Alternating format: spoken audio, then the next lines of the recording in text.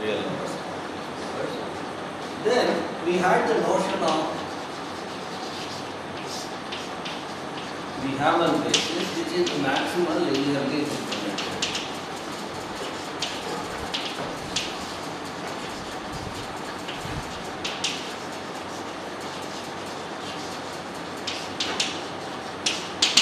The maximal linearly independent set is called a Hammond basis. That is, it's independent. How do you define independence of a set? If every finite subset is linearly independent. That's the definition we have. So, if it's an independent set, it cannot be embedded in another bigger independent set. So, it's a maximal linearly independent set. And we said that this could become real big because of the fact that if H is a Hammond basis,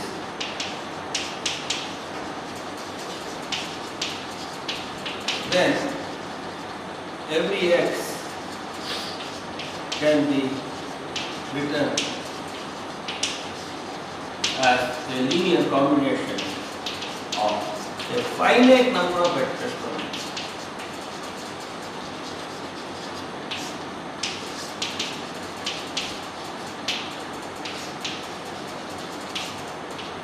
And this is what makes, this could make H big, because for every vector we need only a finite number of vectors to represent it, and therefore it would make that big. And so therefore this could make H huge. So the very idea of looking for a basis is lost there. The idea of looking for a basis, you take a small sampling set, knowing that you know everything, you know what is happening at the basis, you know everything about the vector space. So you are only going to look at the base vectors and look at the effects of whatever you are doing on the vector space on the base vector. But if that base vector collection itself is big, then you are doing huge sampling, and sometimes it could happen that it is, as I gave some questions to be answered, that Hammond basis could become as big as the original vector space itself in size. And therefore this is not good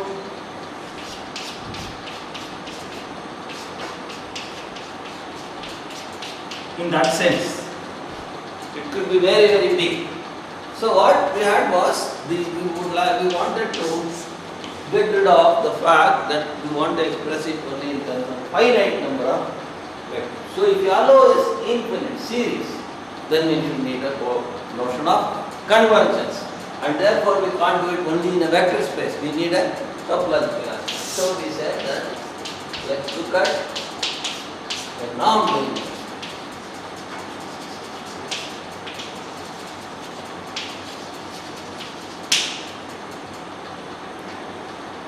Then we are looking for now basis where a linearly independent set such that any vector can be written as a linear combination of an infinite number or an infinite series. So we will call it as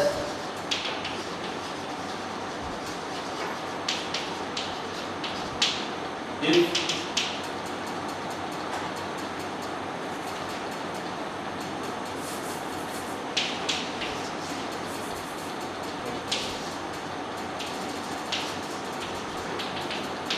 sequence of vectors is the Schroeder basis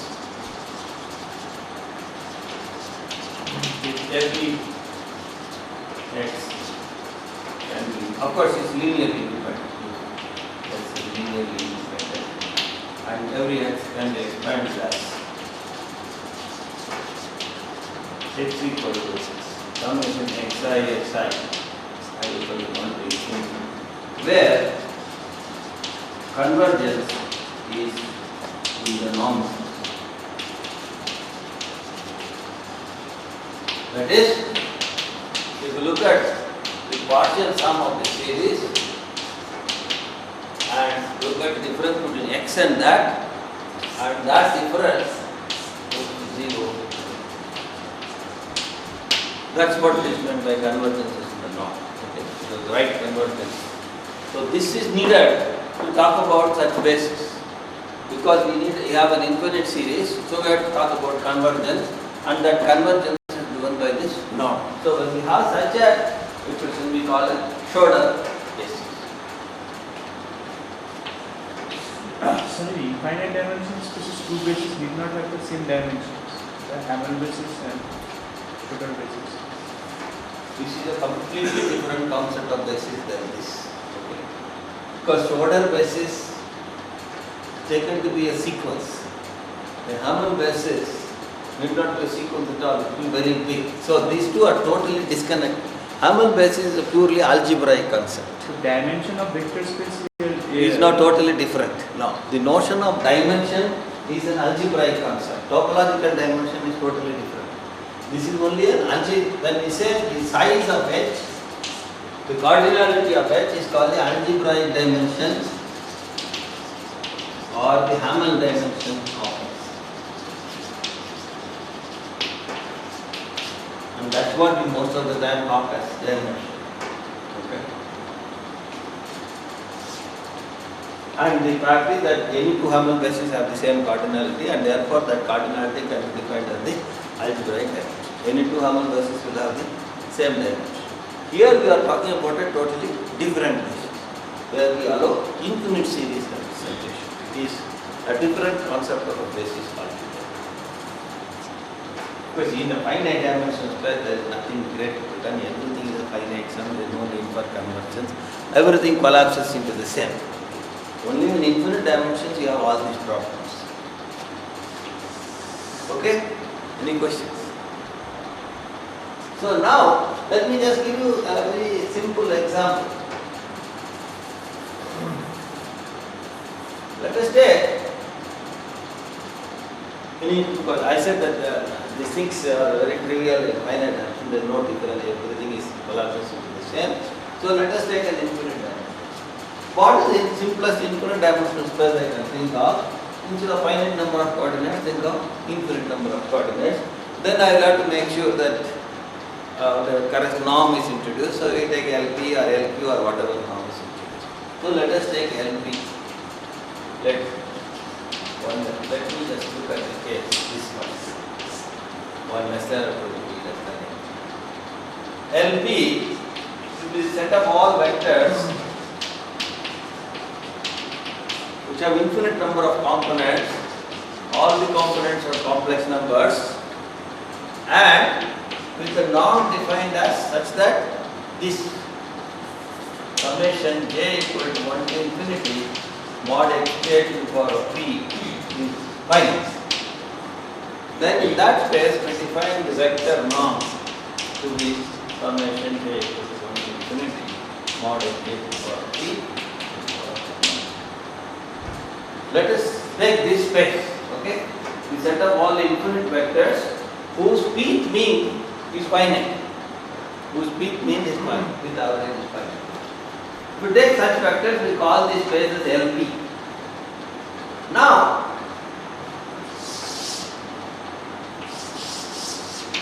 look at this space LP. Let me call E1 to be the vector. Does that belong to LP? Yes. It does, because there is only one component, 1 to the power of p is 1 finite. So E2 should be the vector 0, 1, 0. E3 with 0, 0, 1, 0.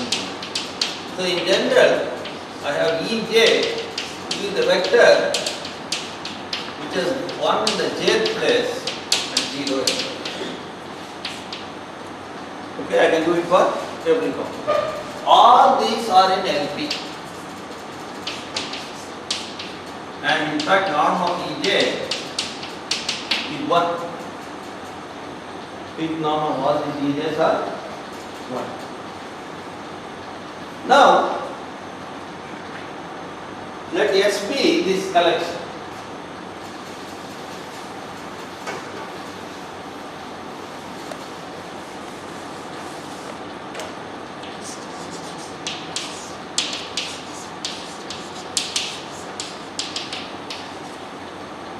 Does this qualify to be such a basis? Can we expand every vector in terms of this? Well, at least formally we can write x is equal to x1 e1 plus x2 e2 plus x3 e3 plus, but does it converge? That's the main question. So now, if you look at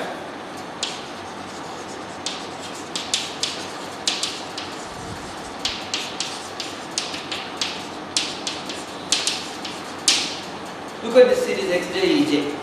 If it converges to x in the LP norm, then I am done. It is a Schroeder basis. Because I want this to happen. xj ej must converge to. So what does it mean? What is x minus j equal to 1 to n xj?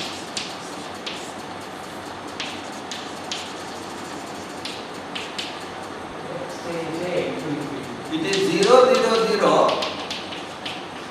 Start from xj plus 1 onward. The first n components are knocked off. That's all.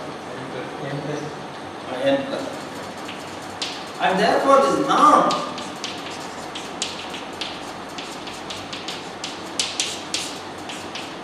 is equal to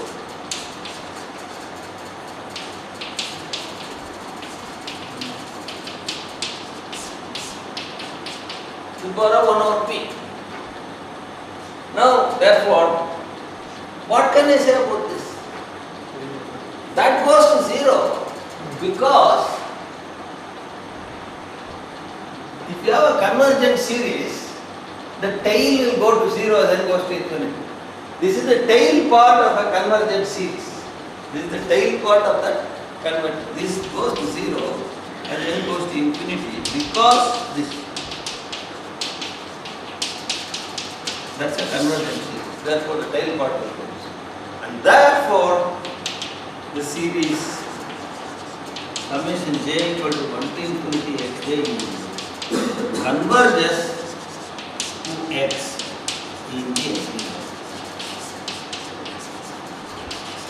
Therefore, we are able to expand every vector as an infinite series in terms of the Ej. And we say Ej is a Schroeder basis for this space. This is a Schroeder basis. So, the same Ej works for as a Schroeder basis for LP, for all p. You have taken any p between 1 and infinity. It is in that common intersection. That fellow acts as a basis here, basis there, basis everywhere. One fellow, one set of vectors act as a basis for all these things. Now, this is the basis that we will be exploiting in the analysis of this representation theory. At least it will be a basis. So, therefore, S forms a.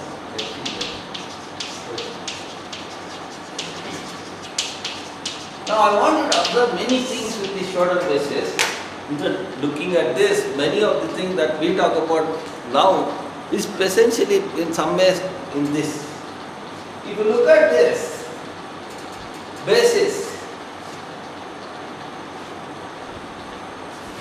it starts from one vector and actually it's a translate of one vector, all the bases are there. Suppose you think of this Ej, case component is what we are looking for. So each Ej is a function from N to C. It's a discrete function. Each Ej is a discrete function N to C. Ej of 1 is the first component, Ej of 2 is the second component, Ej of 3 is the third component, and so on and so forth. Now, if you look at this way, I will look at one function E1 of t to be, look at this function E. Okay. Just take this one fixed function which is E of 1 equal to 1, E of n is equal to 0 if n greater than 1. That is this vector. E is just E1. Okay? This first component is 1, all the other components are 0. Now what is Ej? Ej of k is obtained by what? Shifting this function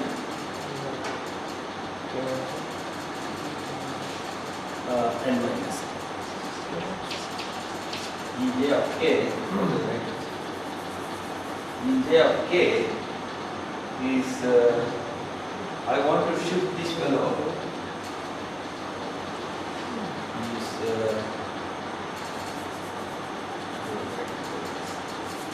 notation I find correct. Ej of at any point n is equal to E of n minus. Okay? Therefore, only when n equal to j, j minus 1 is it? When n is equal to j, I get E1. And E1 is 1. And all others are 0. So when n equal to j, I get 1. For any other n, I get 0. So this is the right notation. Okay, so what did I get? E of something becomes negative. Where is Divided it? from natural numbers to complex number. So Natural numbers to the value is a complex number. means that Then it is defined at the natural number. E of the negative one E of is n. not different. then E of n minus of j minus 1. Yes. And suppose if the value of n is chosen such that Suppose J is 4 and N is Yeah, okay, define it. Okay, I will put it this way. What did I do? Okay, that's because of a finite thing I have chosen. Okay, let us assume that n positive. N positive. You understand what I am trying to construct, okay? Yeah, because I did not have a double sequence, I have this problem. So what I am trying to say, you allow only right shift. You allow only right shift. You don't go to the left shift, n minus 1 up to that. Or probably you should write it in a different language, delta j notation, whatever it is. But what I am trying to say here is, you take one vector, which is a function, one discrete function, and you just take translates of it towards by the integers, e minus 1, e j minus 2, e t minus 3, e t minus 4, etc. You get all the basis vectors. Okay, taking one constant fixed function and looking at its linear translates, you get all the basis vector. That is one component of forming a wavelet, what we do. You take one fixed vector, look at its translates. There is another one which is the dilation also we do. So this is all built into this one simple example. This is one ingredient in the present day concept of a wavelet. That there is one fixed vector whose translates form a very big role in forming the basis. In this case, they form all the role in forming the basis vectors. In the Fourier series case, there is one vector e to the it and dilates of it, e to the I and t. The scaling of it forms the full role in forming the basis. Now what we say is combine the two ideas. Take one fixed function, any scaling and translating, if we can get all the bases, and that's what basically a wavelet basis is. So in other words, you take one small wave, you try to scale it anywhere you want, or you try to move it anywhere you want. Put all these things together, these waves must form a basis for that. That's the main ingredient idea for so-called wavelet basis. There are many things that I will keep coming back to the Schiller basis. Many ideas are in this simple example. One of these is that simple translates could take you a long way. Starting from one fixed vector, simple translates could take a long way. Now what it really says is, you have a discrete function, right? Look at it this way. You have a discrete function. You put a delta there, you get information at this point. Now translate the delta and collect the information at all the points. That's essentially what this place is like. You put a delta function at 1 and fill at all the other points. Now next it puts a delta function here, which is simply a translator. Then puts a delta here, then puts a delta here. So one delta, now it translates, practically take care of the entire basis. That's what really is. In the continuum case, we have a problem about this delta. So what we do is we take a simple point and we try to get as close to a delta as possible. If that's a wave like that. A very small wave, lives for a very short time and then it goes up. Now you push it, scale it, if we do all that, you get a whole bunch of waves. If they form a basis for a function, they form a basis for that space, we call it a Wavelet space. That's all that is. So you focus at one simple point, as close to delta as possible, very small wave, and then you have practically covered the whole thing. This is what is called a windowing language. Okay, so now we have one shorter basis for this LP space.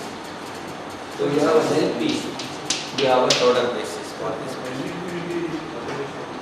I'll come to L infinity separately because that norm writing is totally different. So that's why I am not using that. This doesn't form.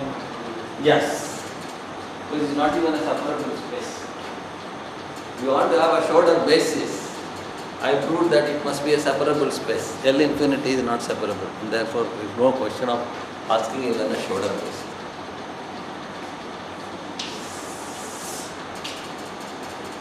Okay, so now I am going to exploit this shorter basis in this analysis. But moving from little LP to big LP is not, you have to observe these things very, very cleverly and then generalize this to get, it's not so easy. But LP is easy.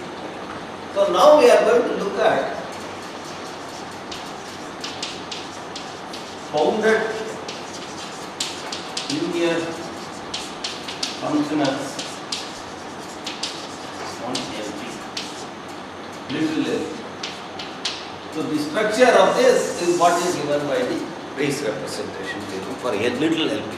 So I am going to first look at the Riesz representation theorem for LP in little detail, and then having gained a little idea from that, we see, I will give an outline of how this is delivered to capital LP. Okay. That is function space. This is a discrete function space, and that's a continuum. So now, first of all, recall.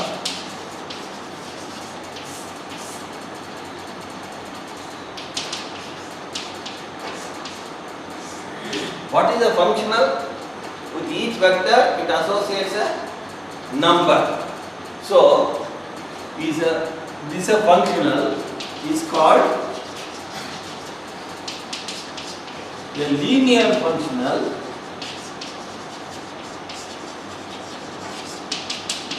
if it preserves superpositions, that is f of x plus y is equal to f of x plus f of y and f of alpha x is equal to alpha fx for every xy in the vector space LP and for every scalar. But its linearity is preserving the superposition. And what is meant by bounded?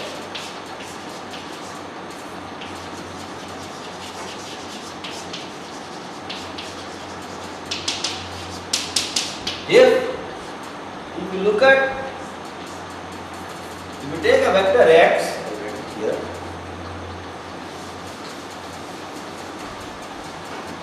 if you take a vector x in LP and it goes to a number. Now look at the transformed fellow. The transformed fellow is a number, so he has a magnitude. And the original fellow had a magnitude. So it is like a string changing length by original length. Instead of changing length, I am simply looking at new length by original length. Okay. Now what I am doing is, I am going to calculate this ratio at each vector x.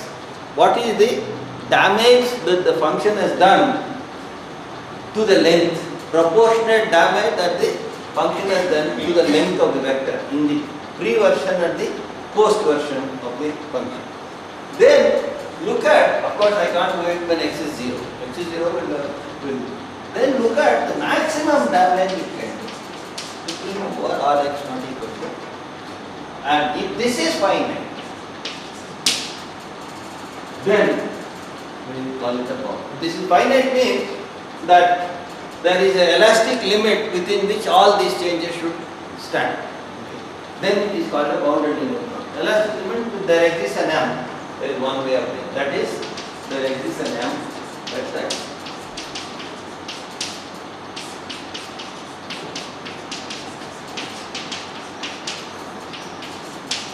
The ratio stays within an elastic limit.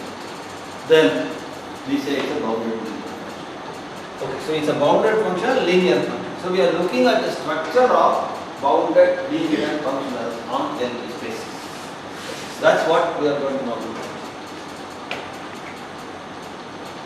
Right. The first thing that we observe is the following.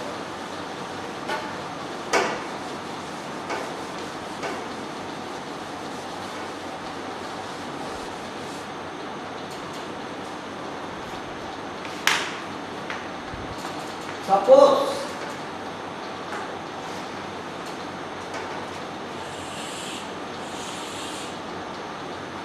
what is the general idea of basis and linearity?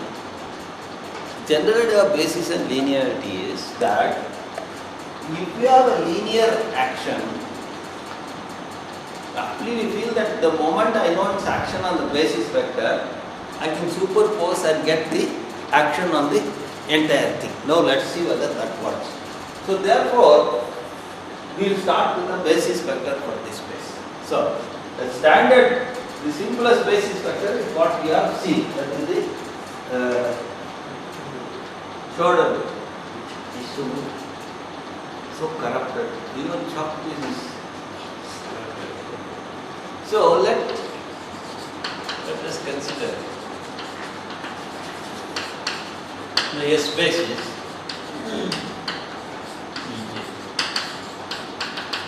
what we saw just now. For it,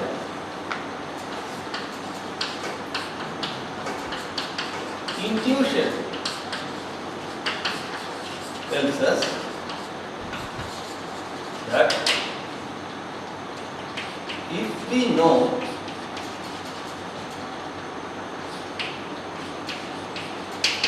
the action of that linear functional f on Ej, then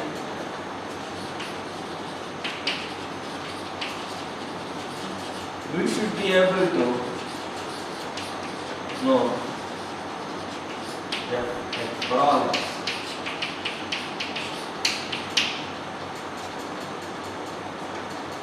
Right? If you know what is the action of f on the basis vectors, I must be able to know what f does for all the vectors, because any vector is a superposition of the basis vectors and f preserves superposition, so I must be able to get it. This is the general generic idea. Okay. Suppose this intuition is right.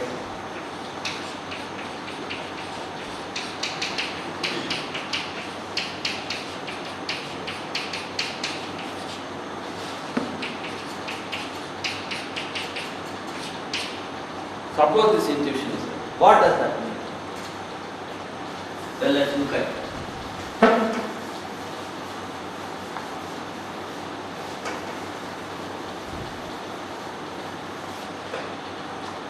Then x is in LP, x is equal to, you can write it as xj ej, because that's a shorter base. Now we can write every vector in terms of that. The convergence on the right hand side is in the sense of LP, norm convergence. And now let us look at this. What about fx? In terms of what is equal to f, the intuition itself is now in trouble. F is f of this, but there is an infinite sum. All I know is that f preserves the finite superposition. How do I know that preserves the infinite superposition? For that, I am going to do something different. I am going to call this as limit n tends to the infinity of x of say some fn, where fn is the truncated sum. Now I know I don't want that fn, I'll call it xn because there is an f there. So I'll call it xn.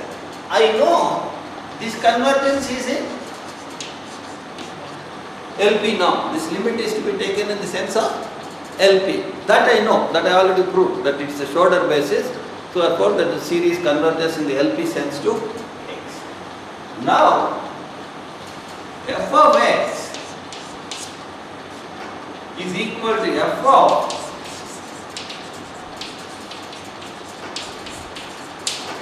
limit n tending to infinity of xn.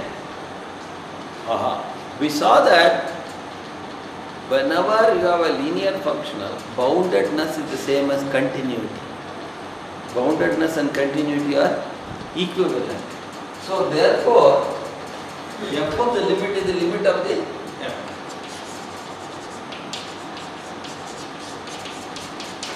Because f bounded implies f continuous. Therefore, that's where we are using the boundedness. First use the boundedness to push the f to only a finite sum. Now f of xn can be taken as, this is going to be equal to limit n tending to infinity f of summation j equal to 1 to n xj ej. Now we have linear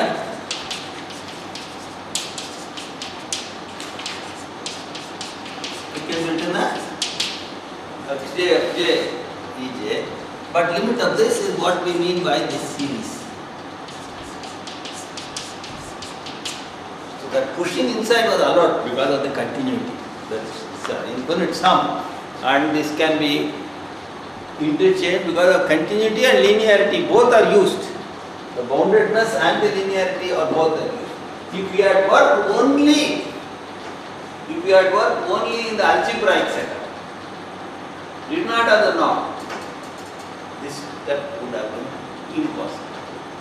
We could not have, if we had taken only a linear function, this step is not tested. This is where we need the boundedness, all these concepts of convergence.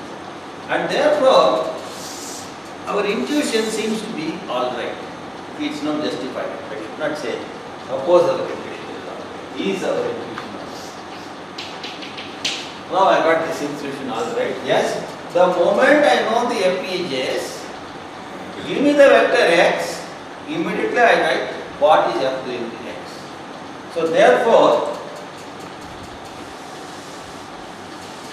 the moment f is given, I find fe1, fe2, etc. The linear functional is given, so I can find its action. I now sample it. I look what it does to the base vector e1. I find what it does to the base vector e2 and so on. What are all these? This is a number. This is a number because f takes every vector to a number. F takes every vector to a number. So this is a number. This is a number. This is a number. This is a number. So I get a sequence of number. So I form a vector now, which is this.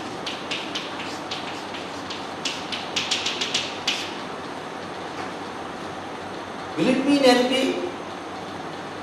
Will it be in LQ? Where will it be? This is a vector, all right. Is it in any of these L's? So, where is this one?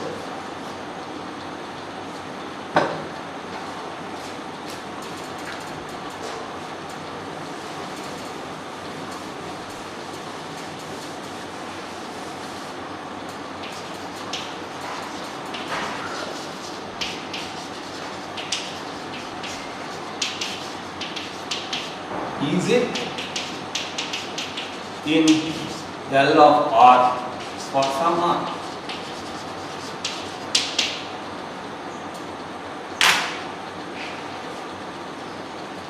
Okay. If that is so, then you would have identified corresponding to every linear functional on LP some vector in some LR. Okay, at least partial. Now we have identification of every F with some vector in LR. So this question is important. Where does it lie? Where does this vector lie? Now, one suggestion, one possibility. You have to make a guess.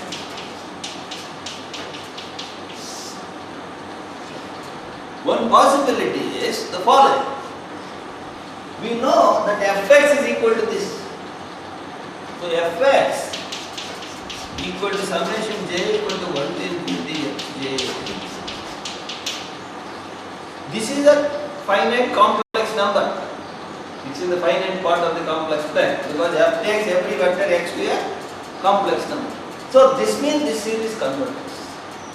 Now if this series converges, I know this is in LP.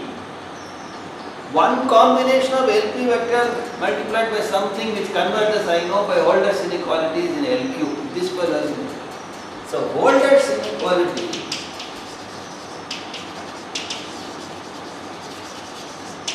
gives that if the vector f equal to fe1, fe2, etc. is in LQ, where 1 over p plus 1 over 2 equal to 1, always that notation, then RHS is convergent. Therefore, is it in LQ? It will always be, the moment I start with f, if I start with an f, calculate this and find this vector, will it always lie in LQ? So the question therefore is, given f, a bounded linear function on LP, does f equal to fe1 lie in LQ?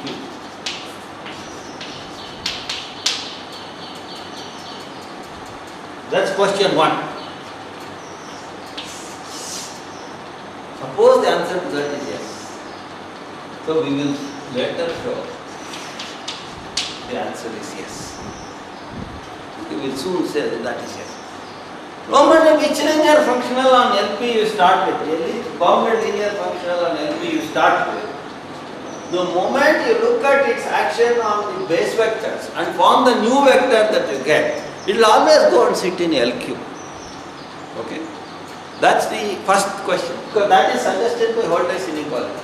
I am happy, I am convinced that this will converge whenever this is in LQ, but if it always happens, I am very happy. That's it. Okay? Then it does happen. Holder takes care of that. That's the first question. If that is so, let me take this, call this a star. Then, by Holder's inequality, star gives mod fx equal to mod this. So the Fej is Fj. Call the j component of f as Fj. And this is less than or equal to summation fj to the power of 1 over 3 into summation Fj to the power of q to the power of 1. Because this is in LP, this is in LQ, now I can apply Holder's inequality. Because I have now, the answer to the question is yes. You are always assured that this f vector is in LQ, so you are allowed to apply Holder's inequality. And this says mod fx is less than or equal to the norm of x times the f norm of q. Okay? The vector f which I asserted is going to be in LQ. It's q norm. And that says mod fx by its norm xp is always less than or equal to. This is my m. Remember, the change length by original length is bounded by some constant. So therefore, the supremum of this will also be less than or equal. But the supremum is what is called as the norm of the function. So therefore, the norm of the function. Okay, that's the first thing. So what we have not answered the first question. We have taken that we are going to show that the answer to the first question is yes. So let me draw the picture again.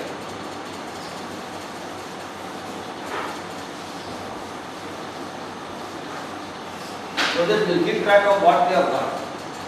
What we have got is, we have LP here. And then we have LP prime here. LP star. What is LP star? The collection of all bounded linear functionals on LP. And here we have LQ. You give me any F here. I have constructed a capital F here by this first answer to this question. The answer is yes. So how do you construct? The moment F is given, go and look at Fe1, Fe2, Fe3 and correspondingly start forming the vector here. So I got the vector and this result says yes, it will be in LQ. So given any F here, I have found an image of that fellow here, shadow of that fellow here. And the norm of this fellow and the norm of this fellow are comparable. In the sense that the norm of F2, the norm of F is less than or equal to norm of F. The ideal situation would have been if the shadow maintains the length. The shadow of this in this space has the same length. So question 2 here, question 2 is, let me write it.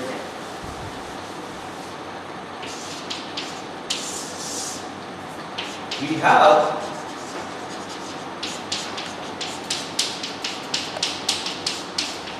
but can we show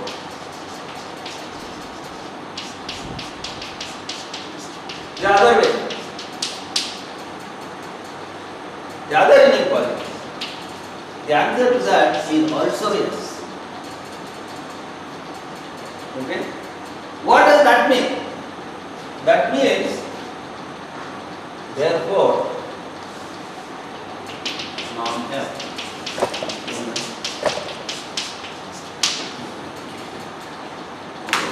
So what is it that we have got?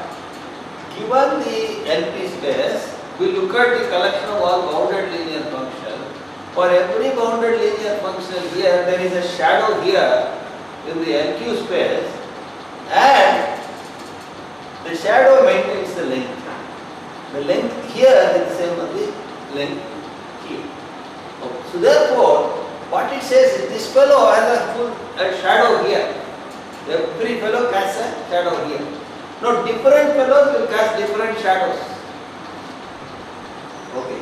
So in other words, question 3.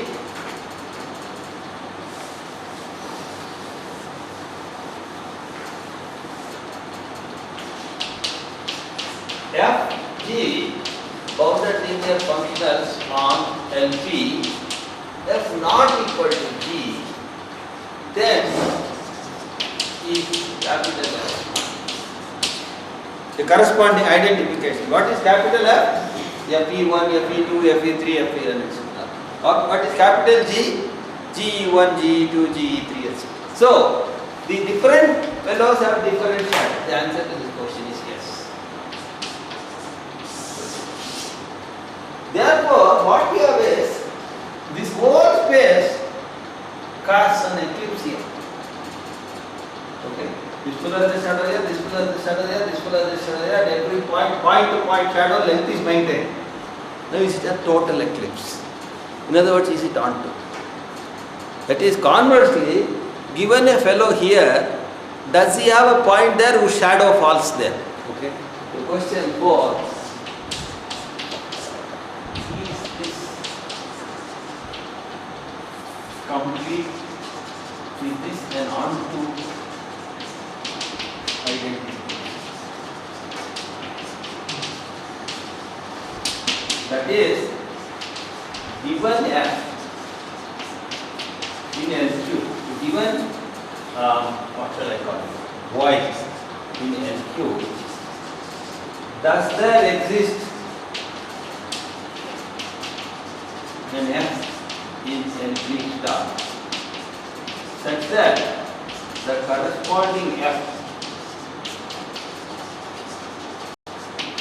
is equal to 1? Then what happens is, this will is simply the same thing broken in different language. Complete identity. So let me complete that. The answer is yes. Yeah. Algebraic double dual exists, right? Pardon me? Algebraic double dual Yes. in the space itself is How do you say that? Yeah.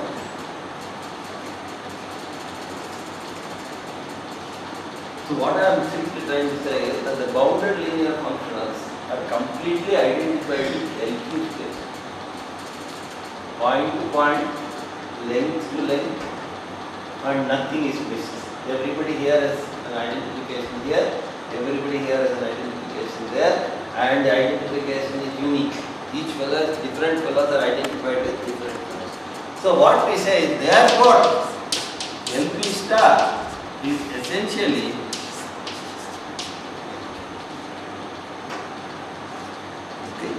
it's only spoken in a different language. And identification you can find by immediately looking at what it is doing to the base. Base is the fellow who translates that. Oh, you are talking as though you are bounded linear functional. I will expose you to be an LQ function by telling you. I will tell you that you are this LQ. So the base is the one who is exposing him and showing. You go through me, see there, you will see that fellow is only this chap and this guy is formed. So therefore, the theorem says that this. So these are the questions. So the theorem proof will have all these as the various steps. The various steps of the theorem proof will be first this, then this, then this, then this. Or people will first do this, that everybody there has a shadow.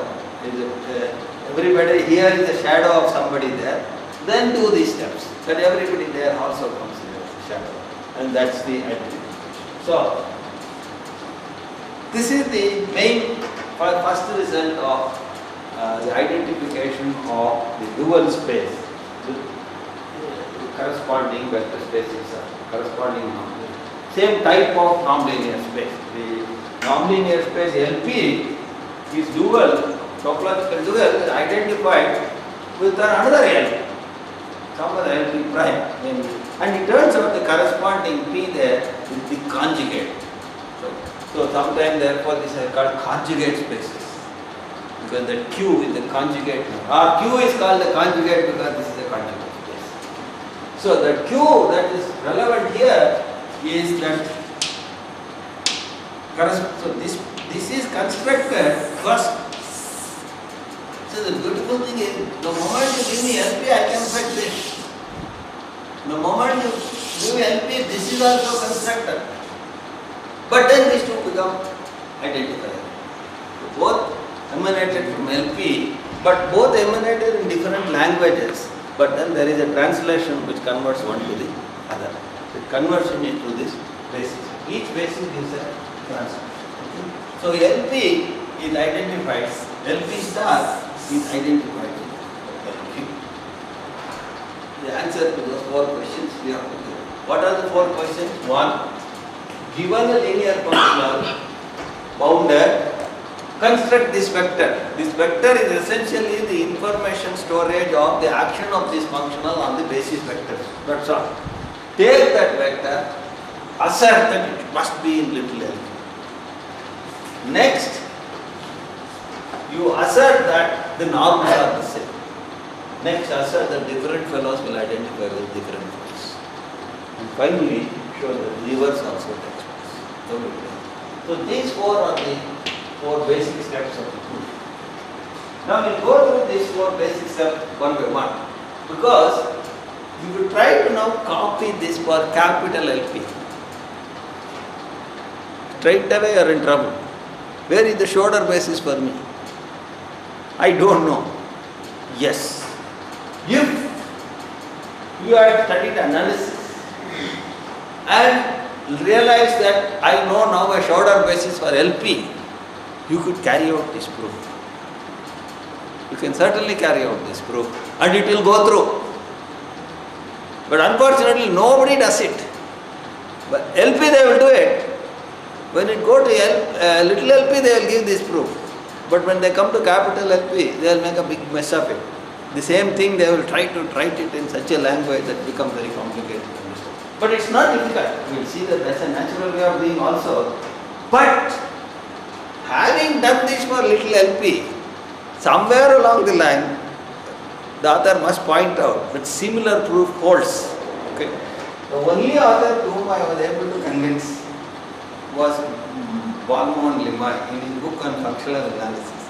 He finally goes through the Schroeder basis also. At least rather weakly sometimes he'll say Schroeder basis. But in the case of Hilbert's basis, he explicitly does it with the basis vectors and shows the same proof carries to, and is left in mode for all these things. So, because you should not lose track of the fact that the linearity and the basis go hand in hand. Somewhere along the line, this proof has to be at the back of all these things. Now, we will see how to concord this into a different version to get a proof for capital and things. But now let us, therefore, we should look at these proofs a little carefully.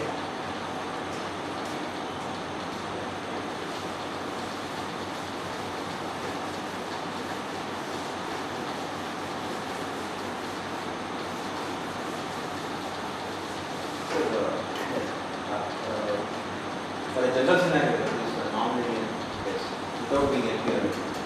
Yes. If you still have a Schroeder basis. No, that's what I said. The Schroeder basis. No, if it has. If it has a Schroeder basis, Then what of this will go? most of this will go. But we won't know if it is in the. But the problem there is, you will have to have several identifications going through. You have this non-linear space, then you will have a Schroeder basis. To the Schroeder basis, you will identify this empty the sequence. Now, where should I look for that sequence? That's where the problem is. So that's where Schroeder basis is not the thing. Rees basis is what you look at. Now, what Rees does, the various types of Rees basis. What Rees does is, not only I must be able to expand this in terms of the basis vectors, what they call them, xj, but expansion is such that this xj's must be little l2. See how cleverly manipulates. I want a basis sj such that every vector can be expanded in terms of these sj's, and the coefficients, they form a vector, and that vector must be in little l2. Then I will call it a Rees basis. More specific Schroeder basis. It says the coefficients must have a particular property, and that's where all these notions, again, if you look at modern books, there are a lot of things people talk about Rees frames and all these things.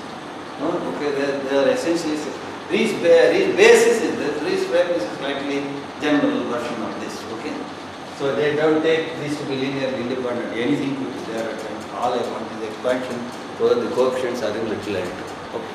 So then what you do is, you have an app, you have identified with little l2, but that latter part will not go through fully. If this had a Rees space, there is quite a bit of identification that goes on, and so somewhere either some part of L2 or whole of L2 you will identify extra. If you had identified with full of L2, there is a problem. This would have been a Hilbert space in the first place and so on and so forth. So what we are trying to do is make it almost like a Hilbert space. In a Hilbert space this is true. There is always a basis Sj, namely the orthonormal basis, in which you can expand it like this, where this will be in little l2. That's guaranteed. But what he says, now take a non-linear space. Suppose there is a basis, that's such an infinite series expansion in there, where the coefficients are in little l2, then I can do many of these things. Okay. That's why Rees basis, space with a Rees basis becomes important. much easier to handle than a space with just a shoulder basis. Okay. So these bases, they are shoulder bases which is stronger shoulder bases. So every linear sample on a Hilbert space can be identified with Victor. In that space itself. That's where they're even, because P equal to Q there. Essentially, if you take little n2, No, in a general Hilbert space. that's what I mean. This carries over in the general. In the general Hilbert space, what you will do is, first you will start with the Hilbert space, you go to next star, and then next star will be identified with L2, because of this coefficient being in L2. And once you identify with L2, but any separable Hilbert space is identified with little L2. And if it's non-separable Hilbert space, that is a little L2 in the integral sense, it will be identified. Okay. So there is no problem because that itself, the first level identification itself takes place. We will go through, maybe I will point out all these things little later. But right now we have this little LP. Okay. We will discuss Hilbert space in greater detail. Okay. Because that's the easiest one. So now I am still with vectors with discrete components. That's level. We are trying to see what is all happening in that level to go through what will be continuous. So first case, let me just answer the first case. So we have F is LP star, and my F is this vector FE1, FE2, from which I call it as F1, F2. Just for shorter. Now I want to claim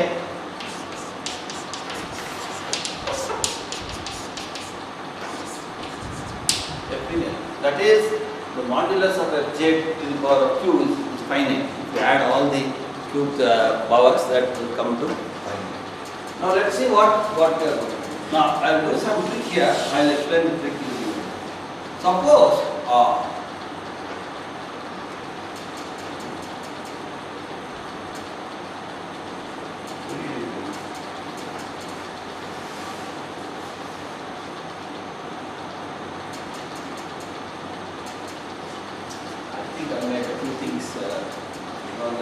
but anyway, let's go through that.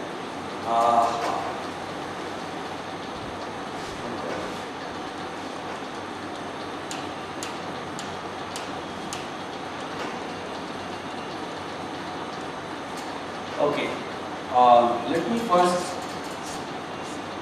There are a few things that I did not look at. Anyway, I should have defined. Let me look at this vector.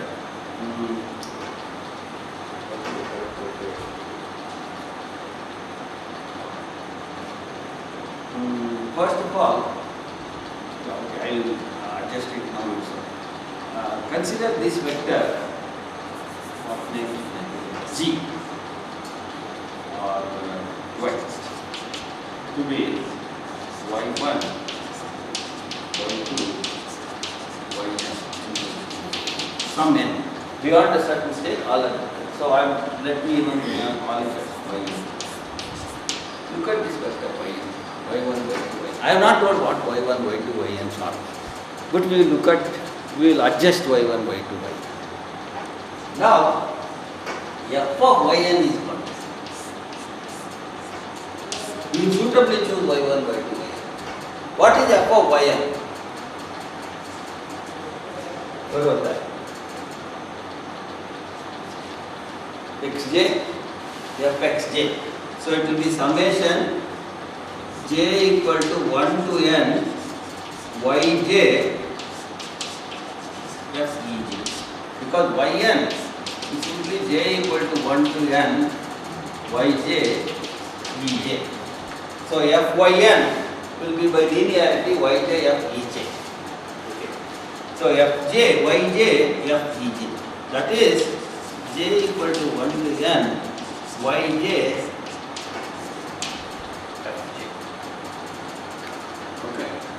Now I adjust the yj in such a way, what do I want? Somehow I want to have mod fj to the power of q to be finite. Right? Now suppose, okay, let me even first put it here. What do I want? one,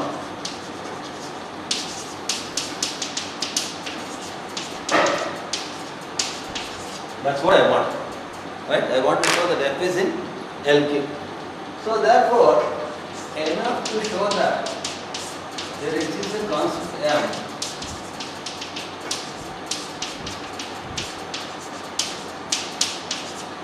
Is it okay? Because the partial sums are now bounded. Partial sums are increasing because they are non-negative. So non-negative sequence bounded above it has to converge. Okay. So all I have to show is that summation j equal to 1 to n mod fj to the power of q is bounded. If I show that, I am finished. So now what I am going to do is, I am somehow going to get mod fj to the power of q. So how do I get? So I want to somehow concord yj. I want to concord yj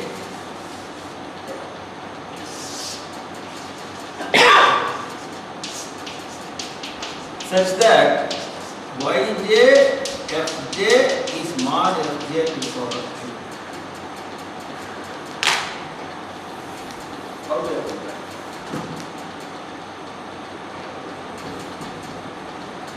Yes?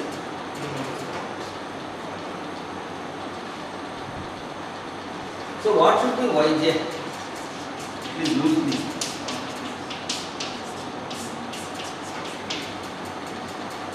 Mod fj to the power of q by fj.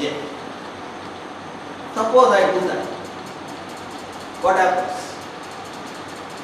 This will be mod fj to the power of q by fj. Fj cancels, I get mod f. Suppose this is okay. Okay, suppose I define yj to be mod fj to the power of q by fj. Where will be the trouble? If fj is 0. But if fj is 0, I don't have to worry because this term is 0 anyway. I am protecting yj to be 0 itself. So it's not relevant. If fj is 0, take yj to be 0. If fj is not 0, take yj to be this. Because when fj is 0, it's irrelevant what you define yj as. Because this term is going to be 0. So if I define it to be that way, I get this mod fj to the power of q. Then what do I get? Therefore, summation j equal to 1 to n mod fj to the power of q is the same as f of yn. But f is a bounded functional, so that will be less than or equal to norm f times norm ynp. Right? So f is a bounded functional. The ratio of the original length with the change in length must be always less than or equal to the supremum, which is not known. Now that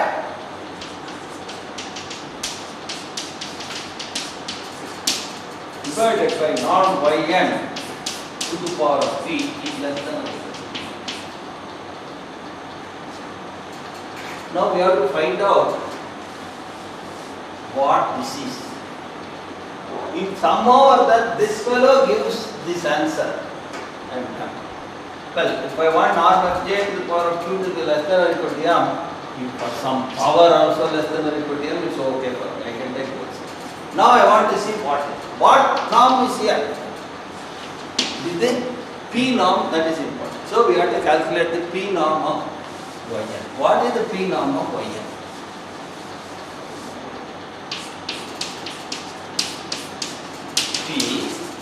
P is only one n components matter, so it is in LP. This fellow is in LP because only finite number of components. Modulus of the n component to the power of p to the power of 1 over p. Right? So what is that? Mod yn to the power of p. What is mod yn? Mod fj to the power of q minus 1. So it is mod fj to the power of q minus 1 into p. Mod yn is mod fj to the power of q minus 1 into p. So that pq minus p adjusts nicely to the power of 1 over p. What is that?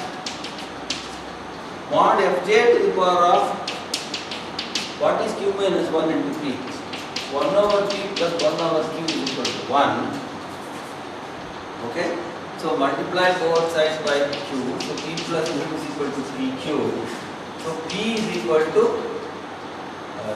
q minus 1 into p. So q is equal to pq minus p. This is equal to p into q. So p into q minus 1 is exactly q. So this fellow becomes divided by the same quantity to the power of 1 over p. That's the number. But what is this? J equal to 1 to n mod fj to the power of q, numerator at 1 power, denominator as 1 by p power, 1 minus 1 by p. What is 1 minus 1 by p? 1 by p. And I have done. That's exactly what I want. So, I got this. And therefore, this is true for every n. So, I answered the first question that it is yes. Okay, I think I'll stop here. Second and third and fourth question, I hope you remember. I will write it in here. So, I am at least assured of the fact that this fellow is in LQ. So, the answer to the first question is, to Holder's inequality give this. The second question as far as whether is this statement true. We will show that this statement is also. Then the rest of it will be cakewalk.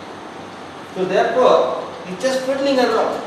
How do I want to show if it is an LQ. If I want to show if it is an LQ, what do I want? I want this to be finite. If I want to be finite, it's enough if I show that it is bounded. Partial sums are bounded, it's not it. If I want to show this is bounded, let me try it as an action on f on something. Because action of f on something is always bounded. So adjust the coefficient so that I get exactly this power and I am done. It is exactly this thing. Now you see all this will be problem in the capital LP. Nothing like this works. But if you interpret this carefully, it works. Okay? If you interpret this carefully, it works. But we will see what is the interpretation which suggests that too.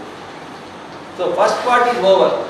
Given any bounded linear functional, the identification through the basis gives you a vector in little l cube. The next stage is to show that the norms are also identified and so on and so on. Okay. Let's stop here and finish this proof next time and indicate how this carries over to capital LP. And also do explicitly for little l2 so that the Hilbert space things come out much more easily. And then we look at capital LP and then capital L2 and so on. So wavelets are shorter basis. Wavelets are shorter basis. There are something called orthonormal wavelets. That is in L2 space. If you take in L2 itself, capital L2, you can get an orthonormal basis. You can get a shorter basis. You can get a Rees basis. Okay. Now, an orthonormal basis, a shorter basis need not be an orthonormal basis. But an orthonormal basis is a shorter basis. An orthonormal basis is a Rees basis in a Hilbert space. So, orthonormal basis implies this, orthonormal basis implies this.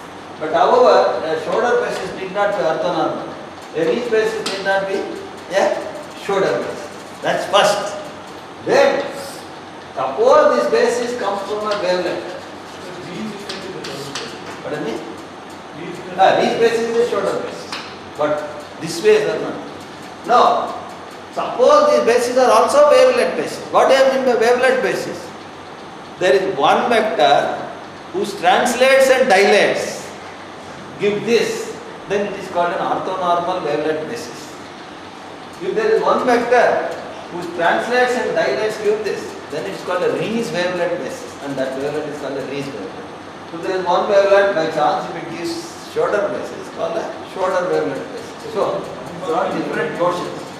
One function generating in this process. Pardon me? A single function being able to generate Generate the whole basis, the notion of a wavelet. But Shifts have to be discrete. Huh? The shifts have to be discrete. That's again different. You may have a continuous shift. See, there's like in the case of Fourier series, you had discrete scaling. But in the case of Fourier transform, you have continuous scaling. So you can have continuous wavelet transforms, you can have discrete wavelet basis, all possibilities are there. Okay. You can have one function psi t and look at its scaling and translate for A and B norm over R. And suppose now we pick up this and take a function f of t and then you integrate over some measure on this A and some measure on this B. And that's the wavelet transform, which we call as f of A. And that's the W, FW of this is the wavelet transform of this. So now, like a Fourier transform, there will be inverse questions and other things. If it is a discrete, all these are discrete, this becomes summation. Okay, that's the discrete wavelet. Okay. By the way, I'll take a class on Thursday after tomorrow. But the next week there will be no classes. That is, but again I'll resume with the recap. But the next Thursday's class I will finish this.